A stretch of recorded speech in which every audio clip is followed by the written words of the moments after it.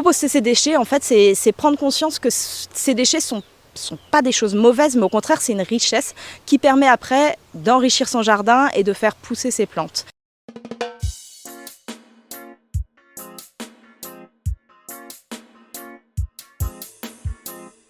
Je m'appelle Claire Joseph, je travaille pour l'association Ipiranga. On développe ici des actions en faveur de tout ce qui est protection de l'environnement et cohésion sociale.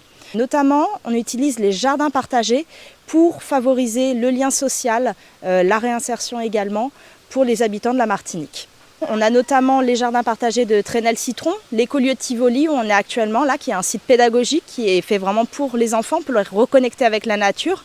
Également les jardins de Terre-Saint-Ville, des micro-délaissés urbains sur lesquels on fait des mini-jardins pour les habitants, mais aussi les jardins à la prison de Ducos, donc avec les hommes, les femmes et en secteur psychiatrique. Très souvent, en fait, les enfants connaissent mal le corosol, la pomme cannelle, les caïmites, etc.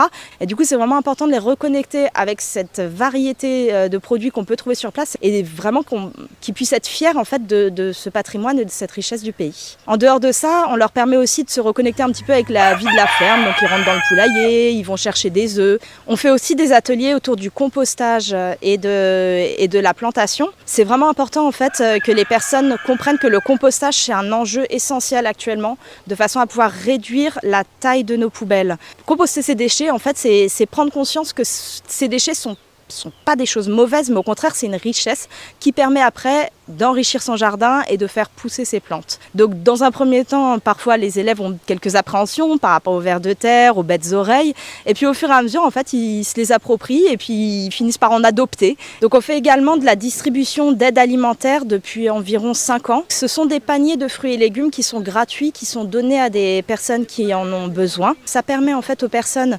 déjà de rompre leur isolement parce que c'est des livraisons à domicile. Donc souvent ce sont des personnes âgées isolées. Ça leur permet de discuter un petit peu, de parler un peu de leurs difficultés, de leur joie et puis de leur peine aussi. Également d'améliorer leur alimentation et du coup leur santé grâce à ce panier de fruits et légumes frais.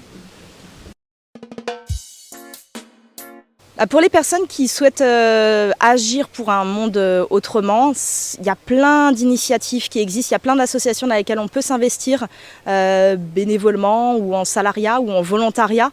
Il y a énormément de missions, que ce soit au niveau de la mer, des déchets, de la terre, des missions d'intérêt public aussi pour le social. Et vraiment, il n'y a qu'à faire, c'est facile.